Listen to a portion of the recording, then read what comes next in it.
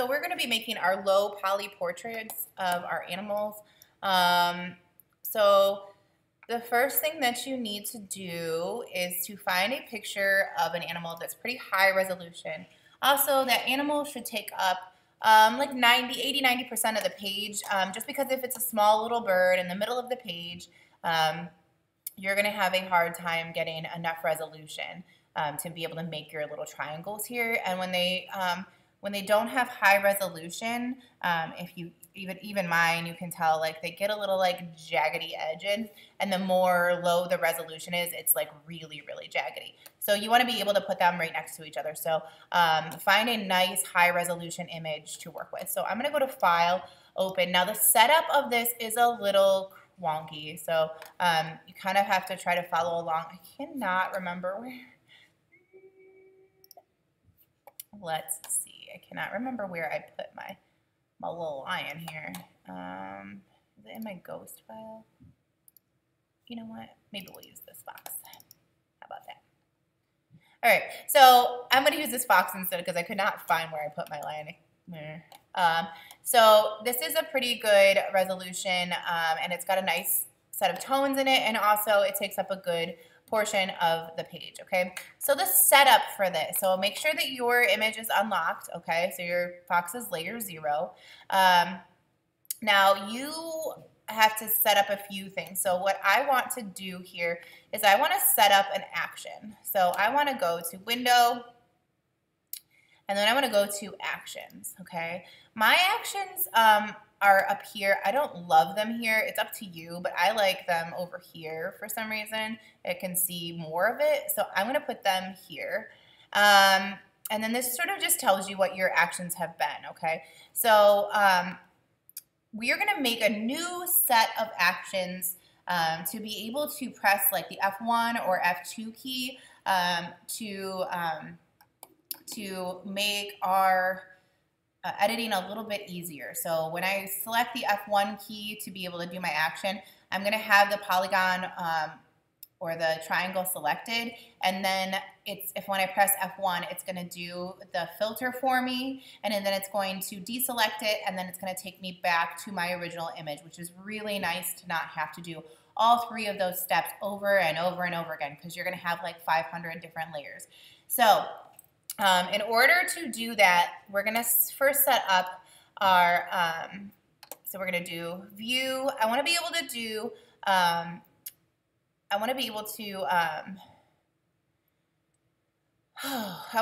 to see my rulers here. So Show Grid, okay. I need my grid to be smaller than this, so I'm going to go to Photoshop. I'm going to go to Preferences, and then I'm going to go to Guides, Grids, and Slices. So you should be following along as I do this, because this is kind of, all right. So I don't want my style to be lines. I want it to be dash lines. I don't want my grid line to be every 1 inch. That's too big. I want it to be pixels, and I'm going to make it every 10 pixels. And let's see how that looks. Yeah, so that looks nice. That'll help me to be able to see what I'm doing it a little bit more. If you want it to be a little less than that, you could do every 20 pixels. And okay, so subdivisions 4, you could change the color of your grid if you want it to be, you know, white or red or whatever, and say, okay. All right, so now I have this grid on here. That's going to help me. To be able to make my triangles a little bit better. So then I want to make sure that I have Snap to selected. So Snap to Guides, Grids, and Layers. All right. I actually just want my grid selected. So Snap to, I want my guides. And I don't want my layers. And I don't even want my document bounds. I just want to my grid, okay?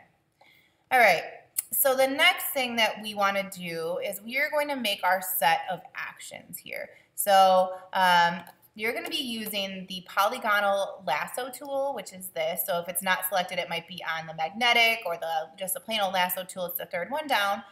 And if you hold on it, you can go over to the polygonal lasso tool, okay? And you can get to that by shortcutting to L. So if I'm in the move tool, I can press L and it will take me into the polygonal lasso tool. So that the shortcuts are nice to be able to remember. I'm going to press Command plus to zoom in a little bit. The more triangles you have, the better your picture is going to look. So I am going to select right now just a random triangle, okay? So I'm gonna kind of snap to, see it's snapping to my grids here. All right, now that is selected, all right? So now I'm gonna go down to create new action. So the folder's create new set. I don't wanna create a new set. I wanna create a new action. I'm going to label this action polygon, okay? You might have to do this more than once because when I first started doing it, I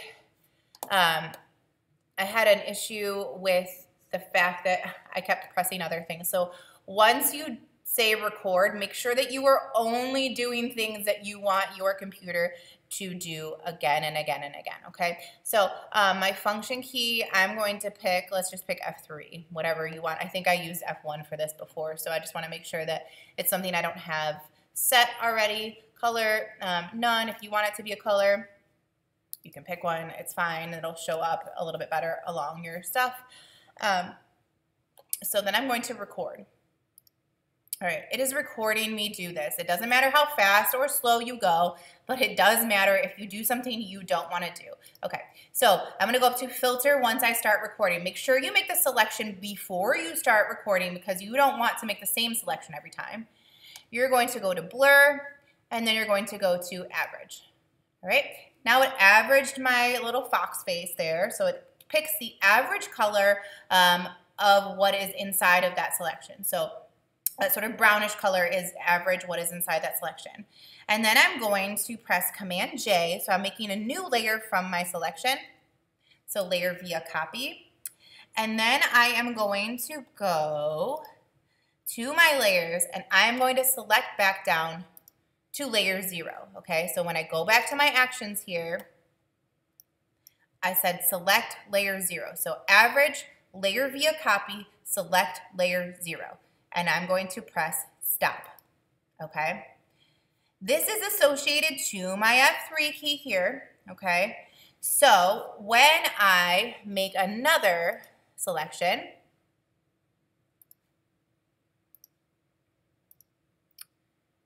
and I'm going to press F3, and magically it does it for me. So I would suggest, so you want to make sure, I'm going to come back here. You want to make sure that your anti-alias is selected. That's going to make sure that it's not blending like the layers kind of together. And you want to make sure that you're going like edge of triangle to edge of triangle when you can. So in order to use the polygonal lasso tool, you're clicking, so that's the start. You're dragging and clicking where you want it to stop, clicking where you want it to stop. So I'm going to meet the end of this triangle here, and clicking. See how you have that little, it doesn't have the little circle, but now it does. Whenever that little circle comes up next to it, that means that it is the end point. It means that's where you started, and you always want to stop where you started. Now say there's some weird thing where you can't or whatever, you can double click and it will close that shape. But in general, you should look to see that circle to close your shape and click on it. If your shape is not closed and you go to average it, it will do the whole thing, and you don't want that. So again, I'm pressing F3, okay? And if you zoom in, or you can take your fox face off, so I'm gonna go back to my layers here, and I'm gonna unsee. So you have a little bit of wonkiness between them. When you zoom out, you shouldn't be able to see it. Sometimes if I have a big area where I can see through it a lot, I will make like a polygonal lasso tool behind that area. Now, this is a background layer, so you're not going to see this. I'm going to turn my fox face back on, and then I'm going to press F3 again, and it kind of fills it in with a neutral color. So that's how I kind of fix that. But you can kind of go through and do that at the end, but try to make sure they're as close together as you can get them. Sometimes I even like overlap just slightly because The polygon that you're doing next is going to be behind that one because every layer layers behind. So that will actually, the edge of the selected one will be behind just slightly of this one. So F3 again, okay? And go around and pick where your values fit. So I'm going here, here, F3, all right. And then I'm gonna come back down. So I'm just trying to find where these lights and darks are, and they should kind of go along with the contour of my fox, okay? That one was a little wonky. As you can see, I can go back and select that layer and go to Command T to transform it. And if you want, you can go into the move tool and you can move it up a little bit if you're unhappy with where that layer is. Now we made a layer via copy, so there's actually one underneath, but that one is, you won't see that when the fox is off. So you could even turn the fox face off while you're transforming. So press return. And if you want to turn the fox face off, you'll only see that one. So I press Command T again, and you can move it. Oops. You can move it so that it's right butted up against that one. Now that's going to take a long time if you do that for all of them. Make sure your fox is selected when you go to average, or not your fox, but your animal is selected when you go to average. Because if you're in a separate layer like I am right now, it's going to make it white because the background is, you know, clear in that. So I'm going to press F3 again. Okay. Now these look really big because I'm really close, but if you press Command and press minus and I turn my fox face off, you can see that I'm not really filling the fox up very quickly. And if you look at my low poly line, like this, I'm showing you guys for this purpose, but my low poly line, I have so many triangles to fill in those spaces because there's a lot of value in my line as well. And when you start to get into the eyes and like really detailed areas like that, you're going to want to use way more and get really, really in there. So I'm going to turn it off so you can see how much I really got in there. And I mean, there's probably, you know, at least 30 within this eye area. So really more detailed areas like that. And you can, I mean, some areas you can tell I got a little wonky right through here. That's okay. Nobody's going to look at it as long as you can't see through it. I made a background layer for mine. I liked seeing it against the color a little bit better. So if you really want to, as you go, you can make a new layer. So layer new is, you can go up to this layer menu and press, or you can press Shift Command N. So I'm going to do that. I like to know how to do my shortcut so that I don't have to go to the menu every time. So Shift Command N is a new layer. I'm going to layer this background. Okay. And I'm going to say, okay, right? I'm going to turn all my other stuff off other than my background. So if you're going to do this, do it quickly because you're going to end up with like 1,000 layers. All right, and I'm going to turn this off. And then I'm going to go to my little fill bucket here. You guys did this already. I'm going to pick like a neutrally color, like even like a color that's close to my, like what I'm using in my fox. Or something that's complementary of it. So maybe like a bluish color, like a dark blue might be kind of nice. Sorry, I'm just like talking myself through this. And then you want to paint. All right, and I like to do a radial gradient with this as well. So we use the gradient tool before. You can do a diamond gradient, you can do an angled, a reflected gradient, but I like for this a radial gradient. So I'm going to pick another color here. I'll pick something like that, and then you can, and it'll come more from that. Ooh, I did not mean to do that. It'll come more from the middle. All right. Sorry, guys. Oh my God. I did not want to do that. I just want it to be white. Oh my God. I'm going to delete this and try again. All right. Shift Command N. Okay, I did not want to use that to create a clipping mask. I'm going to put this under my fox because I want to see my fox when it comes up. Turn my fox off. I don't want a pattern. I just want the foreground. Okay, so let's go back. I don't know what I did funky there.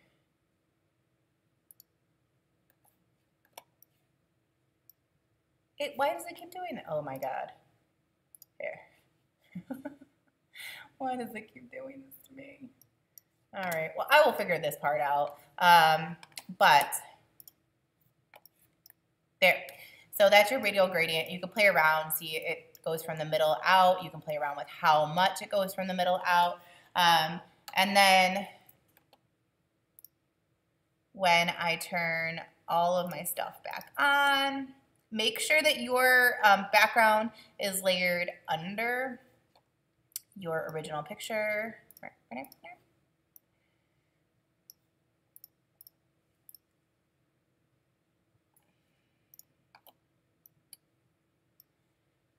And then you can turn your fox off and you can see what you've done. And it's a little bit nicer to see that color through. So honestly, I probably would have done my polygons a little bit smaller in this area so that you can get a lot more detail. So you can, if you want to look at some examples, you can search low poly artwork or low poly animal. I found a lot of great examples doing that online as well. So the last thing that you should maybe do is maybe turn these off and go to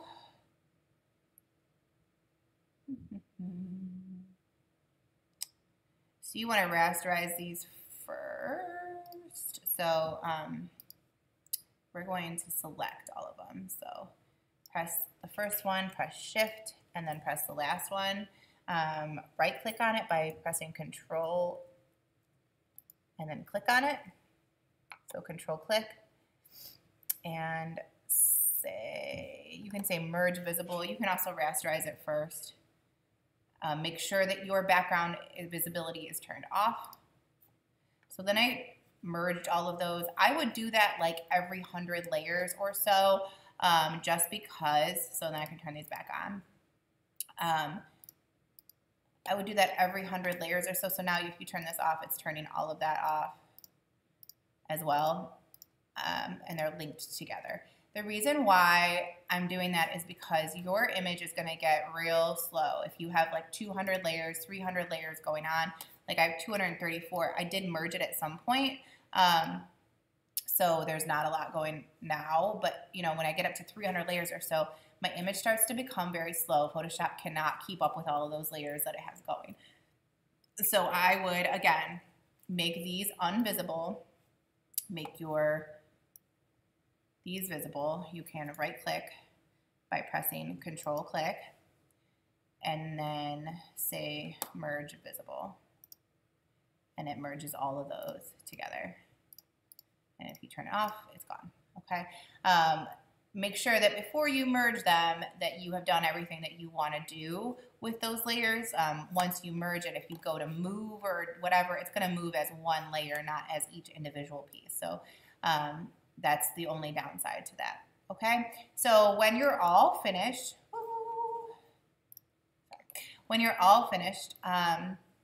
go ahead and save it as a JPEG. So File, Save As, and then I would say low poly pers, not as a Photoshop file. I would keep one copy as a Photoshop file, so make sure you're saving it as you go, just in case you ever want to do something else with it. So save one copy as a Photoshop file, and then go back and save one as a JPEG. I'm not going to save mine. I'm not done with it yet. But you probably want to save it as you go to, just in case Photoshop crashes because you have so many layers. So when you save it in progress, you still want to do low poly and your last name. And just make sure it's saved as a Photoshop file if you're not done with it. And say save. So now that's the name of my file. Okay. so that you'll have a working file. I would also have a file on your computer that's the low poly project file, and that has your picture, your original picture in it, and also your working Photoshop file in it, okay?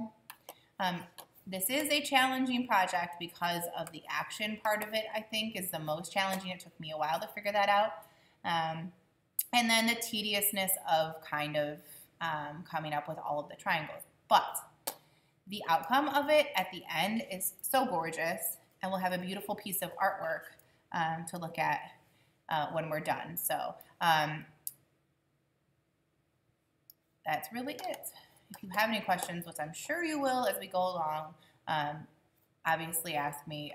If you don't know what you're doing or feel really lost, please ask before you just kind of get frustrated and give up or just start doing random wonky things. You really have to take the steps with this project to follow along. You can't just kind of fake it. And that's it.